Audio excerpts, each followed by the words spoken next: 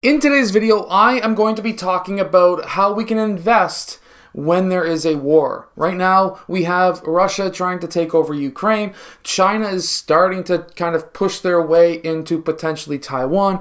There's a lot of stuff that's happening around the world. And I personally disagree with war on all levels. There is absolutely zero reason to have a war. Just why can't we have peace? But either way, how can we invest? How can we protect what we have when it comes to our money? And of course, when it comes to just basically our overall salvation. So number one, of course, we're going to be talking some stocks. We're going to be talking about some things that we can protect ourselves. So let's get down to it. Number one is to have something physical. That's either cash or, of course, gold, silver, platinum, whatever, when it comes to gold bars, gold coins, silver bars, things like that. You want to have something solid, and you don't want to have everything locked up into one hard asset. And what I mean by that is you want to be able to have cash because let's say there is a war that's going on and people start flocking to the bank to get their cash out because let's say internet goes out, you can't pay for things. Credit cards maybe might fail when internet's out, when power is out, things like that. So there would be a big flock to the bank, and that's why you need to have cash, but you can't just have every bit of your hard assets in the currency that you currently deal with. For example, let's say you're a Ukrainian citizen and you flock to the bank to get some Ukrainian dollars. Well, what's going to happen if Russia completes their takeover and there is no more Ukraine? That would probably mean, and I'm not saying that this will happen, but that could potentially mean that that currency is no more valuable than the toilet paper in my bathroom. And if that's the case, you now don't have anything of worth. Maybe your land, but that new government could also take that from you too. So you need to have some hard assets that you own 100% yourself that cannot be taken from you. Of course, there's ways that people can take anything from you, but things that will protect your wealth. So of course, cash could be one, but it can be destroyed. However, you can also take out currency of another country. So for example, myself, I took out American dollars and Canadian dollars. I want to have protection because if something was to happen in Canada, I still have at least something to be able to back up on because I really doubt that anybody has the power to take over the United States, and basically the entire world works off of the American currency. So that's one way that I'm protecting myself.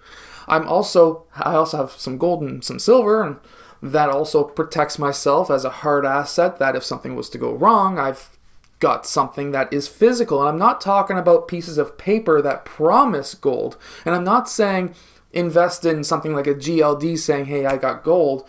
No, because that is something that is not liquid. You can't just go to a store and say, hey, like I got this thing on my cell phone that says I own gold, but I don't have the physical thing. Do you think they're gonna give you any money? No.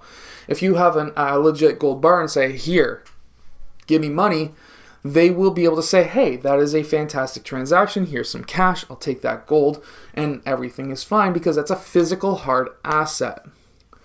So you want to be able to protect yourself with multiple different types of currencies, solid currencies. I'm not saying go out and get the Russian ruble because that's just going to go to zero. But what I'm talking about is something like an American currency, a Canadian currency, a UK currency, something that is solid in a government that is going to be there for a while so that it's actually worth something in the future. And I think that's the issue that I think it was Argentina, if I remember that correctly, where they were having that issue with their government when they were getting their money devalued. And when that happens, those are the things that you want to do. Just get other governments' currencies to be able to supplement and back you up. However, let's look at the stock market now. And Enbridge is one of those companies I have talked about a lot before. And yes, they're going into the whole green trade thing. and they will have a bright future there. They do pay you a 6.5% dividend, but why would we look at investing in Enbridge, especially after what I just said, which was you want hard assets? Well, in a country like Canada, we have a very small chance of anything really happening to us. Yes, the Russians could attack, but if they attack us, the Americans are going to be definitely backing us up. And we don't really have to worry about too much. And at that point, yes, having hard assets are a very good idea, but we need to also look at the future, 10, 15, 20 years out, and say, well, what is so special about a company like Enbridge? Well, if a war starts, what will happen is, of course, Russia produces about 40% of the oil that we currently use. They're going to be obviously cutting that off, most likely. And we'll be then looking to export from other countries like the Saudis. Well, guess what? What is the easiest way to lower gas prices, lower oil prices? And that is to develop our own damn oil.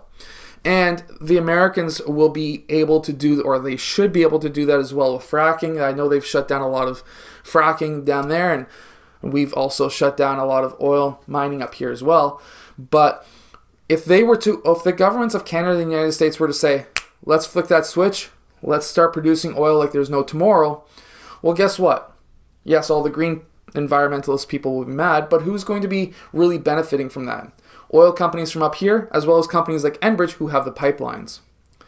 That will also put pressure on Russia because, of course, if we start producing oil like there's no tomorrow, the price of oil will be plummeting, which if Russia still has exporting to anybody, they're going to be literally not being able to make any money on their oil. So if we can produce more oil, that would be worse than sanctions, in my opinion, because sanctions take a while to hit. Russia has a massive oil export to their neighboring countries as well as to us, and that means that if we start saying tomorrow we're going to produce thousands, hundreds, tens, hundreds, millions, whatever barrels of oil, the oil price would absolutely plummet. And Russia, their neighboring countries that they have influence over, would then look at Russia and say, well, we want oil at that price. And guess what? Russia, if they didn't do that, those countries would then be buying oil from us at a lower price. And then it would be even more hurtful to the Russian economy and, of course, the Russian government. So that is one fantastic way that we could hit them hard and hit them fast. It's also a very liquid company, so you can get in and out of it, but anytime we produce more oil, gas, whatever, Enbridge is going to be the one transporting it, and that is what they do. And they pay a dividend, so cash flow. They've kind of had an up and down past over the last 5 years, but I think that this company has a bright future because of the green technology, and currently with the way the world is right now, if there's more oil being produced here in Canada and the United States, Enbridge is going to benefit.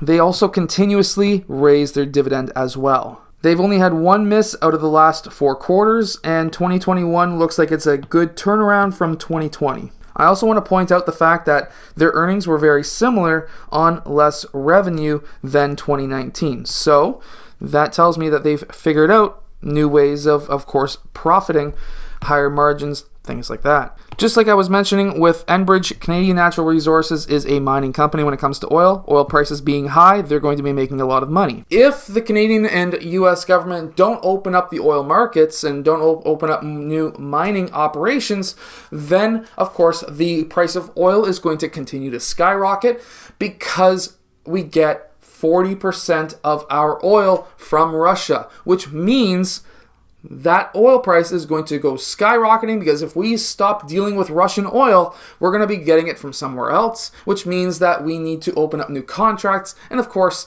if Russia can't get rid of their oil, and that's like a couple million barrels a day cut off from the world market, then guess what?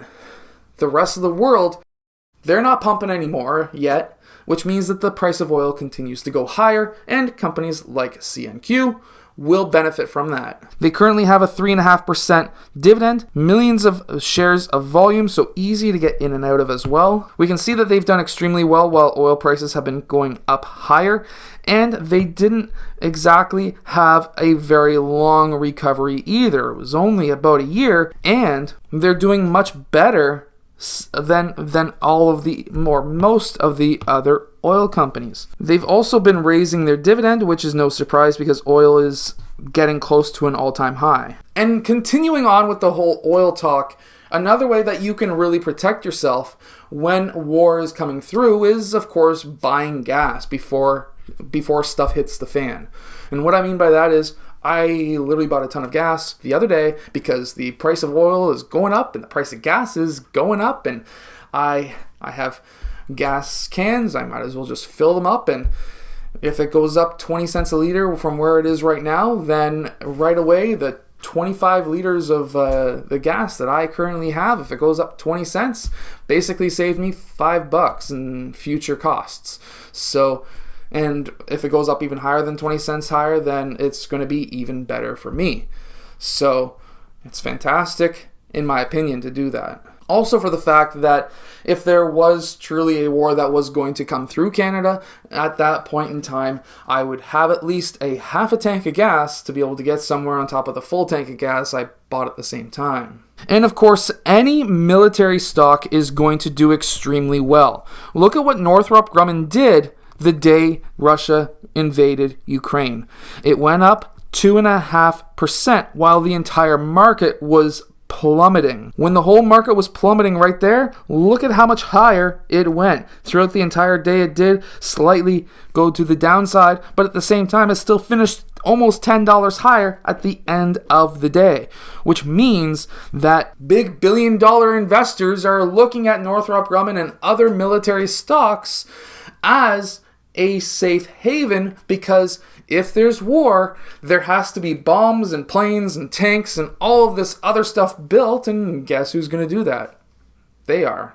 They also pay a 1.6% dividend, and they are pretty darn liquid at like 1 million shares per day, basically. And by the way, check that out. Basically doubled their volume the day a war breaks out. And we can see they do have their upsides and, of course, their downsides. But there is some very interesting things to actually look at. And that is, check out at the beginning of each year. What happens at the beginning of each year. It's either growing at the beginning of the year or it's bottoming out at the beginning of each year. Well, the beginning of this year, it was at a high. Will it continue to go higher? That is a very good question. But it was going up here and then it went down through the rest of the year and then it bottomed out here and continued to go higher. Just something interesting and a weird pattern to look at. And of course, they are upping their dividend quite frequently as well. So this is obviously a company that I would highly dislike because I disagree with war. I don't invest in any war stocks right now. I have in the past, but I don't regularly hold on to them because I disagree with war. I don't think that there's any use for a war at all. I don't understand why Russia would want Ukraine. I understand the premise behind it. I just don't understand how somebody would look at a country and say, wow, I could make so much money. They have this, they have that, they have this, they have all these metals, blah, blah, blah. I can enrich myself and enrich my country, sort of, but I'll kill off a couple of thousand people who are between the ages of 18 and 30. Like, that just does not make sense to me at all. I think that human life is precious, and I don't understand why anyone would risk killing somebody just to make money. That just doesn't make any sense to me whatsoever. Anyways, I hope that you've enjoyed today's video. If you have, hit that like button, subscribe, and I'll see you guys again next time.